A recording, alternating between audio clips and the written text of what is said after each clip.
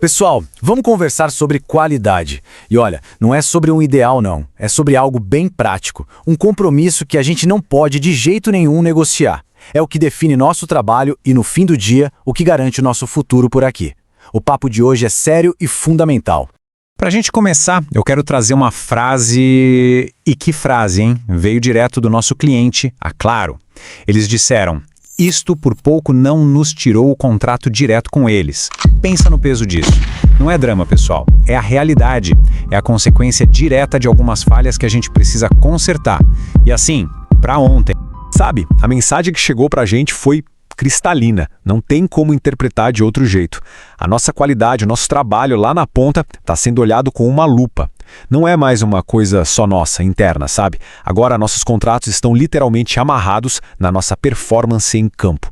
Beleza, então? O nosso tema aqui é esse: qualidade e os contratos que estão em jogo. Vamos mergulhar de cabeça nos problemas que estão colocando a nossa reputação na berlinda e entender, ponto por ponto, onde é que o calo está apertando.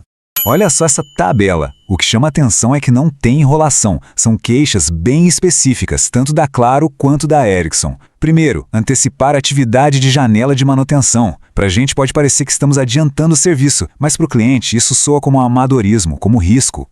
Segundo, falha na devolução de material. Isso aí, gente, é quebra de confiança na hora, além de ser prejuízo, né? E por último, não cumprir processo de acesso. Isso é sério, mexe com segurança e conformidade. Cada um desses itens é um incêndio que a gente precisa apagar. E a solução, sabe onde ela começa? Não é na hora que a gente pega a ferramenta, não. Ela começa bem antes. Pensa na construção de uma casa. A gente precisa de um alicerce forte. O nosso alicerce é a preparação, é seguir os procedimentos à risca. É aqui, antes de tudo, que um trabalho de qualidade nasce. Então vamos falar desse protocolo aqui. São 4 passos que precisam ser a nossa rotina de todo santo dia, sem pular, sem exceção. Primeiro, registrar a entrada. Sempre. Via CRQ, Nokia, WhatsApp, não importa se outra equipe já fez. Cada um faz o seu. Isso é sobre controle, sobre segurança. Segundo, gerar a APR lá no primeiríssimo dia da obra. Terceiro, fazer análise de risco. E isso é diário, tá? Todo dia. E quarto, o EHS pré-check. Antes de começar qualquer coisa. Gente, para segurança, não existe atalho. Ponto. E continuando nesse alicerce, a base do sucesso está aqui, ó. Ler o PPI completo, não é dar uma olhadinha, é ler de cabo a rabo. Concluir os treinamentos obrigatórios lá na plataforma CMS. Assistir também aos da Ericsson sobre suportes. Validar o MOS com o material que chegou, antes de instalar, claro. E talvez o mais importante de tudo, a regra de ouro. Se bateu a dúvida, por menor que seja, para e pergunta. Não tenta adivinhar, não presuma nada. O eu achei que era assim é o começo de muito problema. Ok, saímos da preparação e agora estamos em campo. Execução no site. E aqui o mantra é um só: siga o plano. É nesse momento que toda aquela preparação teórica vira prática. E para isso dar certo, a gente precisa de precisão, de disciplina, de foco total. E por que tanta rigidez? É fundamental a gente entender a criticidade de alguns lugares, como um site GPON. Pensa assim, é como se uma única artéria principal levasse sangue para um bairro inteiro. Se você mexer nessa artéria sem autorização, sem o preparo certo, o resultado é um desastre, uma falha em massa. É por isso que a criticidade aqui é máxima, não dá para brincar.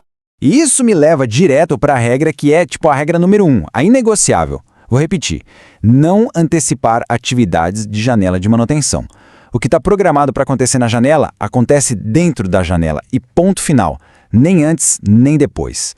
Essa foi a queixa principal da Claro, gente. É um erro que a gente simplesmente não pode mais cometer. Aqui fica bem claro o que é o certo e o que é o errado. O jeito correto é cumprir o horário da janela de manutenção religiosamente, do início ao fim. E, se você sentir que não vai dar tempo, avisa a supervisão na hora. Isso é ser profissional. Agora, o incorreto? Estourar o tempo sem falar nada, ou pior, começar antes para ganhar tempo.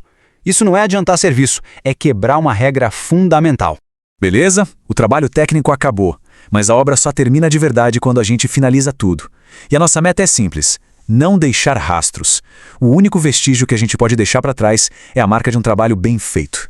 E parte de não deixar rastros é isso aqui: gestão de material e do que sobra. O jeito certo: comunicou por escrito para o OMR ou para a Ericsson que vai coletar sobras, devolveu o que foi retirado, recolheu o lixo? Perfeito. O jeito errado, largar o material no site, deixar entulho, fazer aquele acerto de boca sobre o que ficou. Gente, acerto de boca não existe no nosso trabalho. O que vale é o que está escrito, o que está documentado.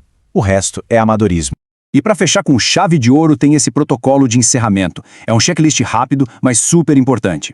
A gente faz o log de alarmes do depois e compara com o do antes. Por quê? Para ter certeza que a gente não gerou nenhum alarme novo, nenhuma dor de cabeça para o cliente e para nós mesmos. Depois, claro, registrar a saída e mandar a foto do portão trancado. Cada passo desses protege o nosso trabalho, o cliente e a empresa. Bom, para a gente ir finalizando, vamos amarrar todas essas pontas, porque o nosso padrão de hoje é o que vai definir o nosso futuro amanhã. É simples assim. Então, o resumo da ópera está aqui, nesse checklist. É para a gente internalizar isso, sabe? Cumprir 100% os horários da janela. Ler o PPI de verdade. Seguir o protocolo de acesso todo dia. Documentar tudo. Cuidar do que é nosso. Os equipamentos, as ferramentas, os carros. E ter aquela mentalidade de deixar o site sempre mais limpo do que a gente encontrou.